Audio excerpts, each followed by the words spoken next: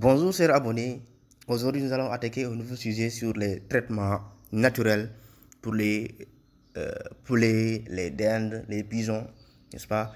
Nous savons tous qu'il y a la possibilité d'utiliser des antibiotiques, des antimicrobiens pour traiter ces différentes maladies-là, mais la version naturelle est la meilleure puisqu'elle garantit une meilleure santé à nos sujets, mais aussi pour notre bien-être nous aussi, nous les consommateurs. Alors aujourd'hui, nous allons parler de la variole aviaire.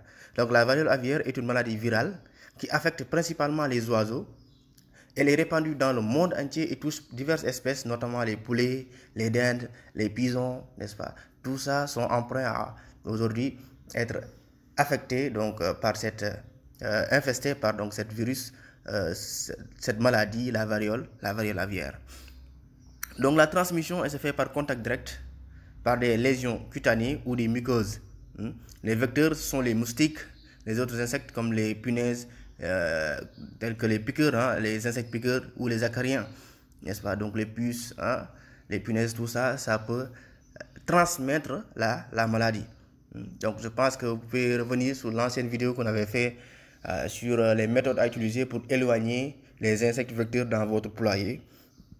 Donc c'était notre deuxième épisode sur les traitements naturels. Donc vous pouvez aller voir cette vidéo là pour essayer de trouver pour comprendre comment, n'est-ce pas, éloigner tous ces insectes vecteurs de maladies.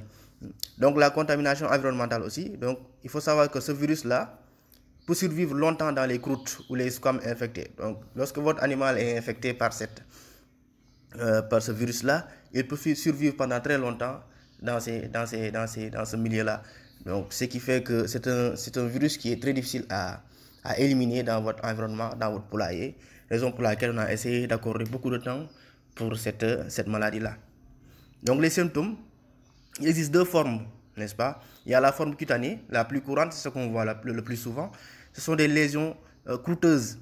Il y a des nodules qui se forment sur les parties non plumées telles que la crête, les barbillons, les paupières, les pattes, comme vous voyez ici, regardez bien, au niveau du bec, n'est-ce pas, au niveau des yeux, de la crête, donc des barbillons aussi. Donc il y a des nodules qui se forment. Donc des nodules sur les parties non plumées, la crête, les barbillons, les paupières, les pattes. Il y a des gonflements des yeux aussi, donc les yeux qui gonflent, difficultés respiratoires. Si les lésions touchent les voies respiratoires, donc il y aura des difficultés pour que l'animal puisse respirer normalement. Raison pour laquelle parfois vous entendez l'animal faire des bruits lorsque la poule ou la dinde respire. Ils ouvrent la bouche et inhalent très difficilement l'air, l'oxygène, n'est-ce pas? Ce qui montre encore une fois des signes de cette maladie-là. Donc des gonflements des yeux, des difficultés respiratoires, si les lésions touchent les voies respiratoires. Donc on a vu les différentes signes, tout ça sont des symptômes de la variole aviaire. Donc il y a la forme diphtérique aussi, donc c'est la forme la plus grave. Il y a des plaques blanchâtres dans la bouche, au niveau de la trachée ou le pharynx. Et là automatiquement ce qu'on remarque, c'est une difficulté ou des difficultés à respirer et à s'alimenter. L'animal aura des difficultés pour s'alimenter parce que il y aura des plaques blanchâtres dans la bouche, dans la trachée, et on sait que c'est la voie, n'est-ce pas, digestive, c'est par là que va passer l'aliment, n'est-ce pas? Donc ça peut entraîner la mort. Donc vous voyez des plaques blanchâtres, jaunâtres aussi, au niveau de la trachée, au niveau de la bouche. Donc tout ça va empêcher à l'animal, à votre poule, à votre dinde, à votre pigeon de s'alimenter convenablement. Donc là, ce sont des symptômes que lorsque vous voyez ça, automatiquement, sachez que vous avez affaire donc à la variole aviaire. Donc traitement et prévention. Il faut savoir que pour la variole, il n'y a pas de traitement spécifique. Pour la médecine vétérinaire, il n'y a pas de traitement spécifique qui vous permet de soigner donc la variole aviaire. Donc la prévention, c'est lutte contre les insectes vecteurs, et on a fait une vidéo là-dessus. C'est l'isolement des sujets malades, la désinfection rigoureuse des locaux et du matériel. Donc il faut désinfecter votre matériel, vos installations, votre bâtiment, bien désinfecté. Pour les traitements naturels, il y a le gel d'aloe vera qui est utilisé pour ses propriétés antiseptiques, régénérantes. Il réduit l'irritation des zones touchées. Donc l'aloe vera que vous voyez ici en vert, n'est-ce pas? C'est une plante qui est très utilisée pour la cosmétique et pour autres, pour la médecine aussi. Mais là, nous allons l'utiliser pour l'appliquer au niveau des zones qui ont été touchées. Donc, ce sera comme une pommade qu'on va mettre au niveau, n'est-ce pas, des zones non plumées et où il y a des nodules. Ensuite, le miel brut, qui est un antibactérien naturel, il peut être appliqué sur les lésions pour prévenir les surinfections. Donc, s'il y a des nodules, qu'il y ait, n'est-ce pas, la possibilité qu'il y ait d'autres infections, parce que ce sont des plaies presque ouvertes, et il peut y avoir donc d'autres infections. Vous pouvez utiliser du miel brut que vous allez appliquer, n'est-ce pas? Pas du miel transformé, du miel brut que vous pouvez appliquer au niveau de ces nodules-là pour éviter que ça s'infecte. Donc voilà, le miel brut que vous voyez ici en zone, le miel brut.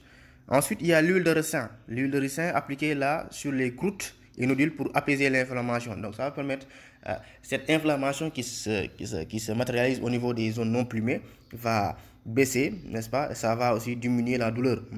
Et ça va accélérer aussi la cicatrisation. Et si ça accélère la cicatrisation, naturellement, il y aura moins d'infections aussi. Donc ça c'est l'huile de ricin. Il y a aussi le curcuma qui est parfois utilisé aussi. Donc vous pouvez aussi renforcer l'immunité de vos sujets avec du vitamine C. Vous pouvez mettre du citron. Vous pouvez mettre du citron, c'est-à-dire un citron pour au moins 1 litre. Un petit citron de petite taille pour 1 litre d'eau. Donnez ça à vos sujets. De l'ail aussi pour ses propriétés antivirales et antibactériennes. Une gousse d'ail pour 1 litre d'eau pendant 2 heures et ensuite vous changez l'eau. Le curcuma aussi qui permet donc de réduire l'inflammation. Donc le curcuma que vous voyez ici en bas, en jaune, n'est-ce pas? Donc le curcuma qui est utilisé aussi pour réduire l'inflammation donc des nodules. Donc c'est très important. Donc nous voilà à la fin de notre épisode sur la variole aviaire. Nous viendrons ensuite sur d'autres maladies si le temps nous le permet. Donc j'espère que vous avez eu à avoir donc les informations nécessaires sur cette maladie. Et abonnez-vous pour d'autres vidéos qui arrivent avec d'autres concepts beaucoup plus inspirants et qui vous permettra de pouvoir gérer vos cheptels, votre poulailler ou votre ferme. Merci.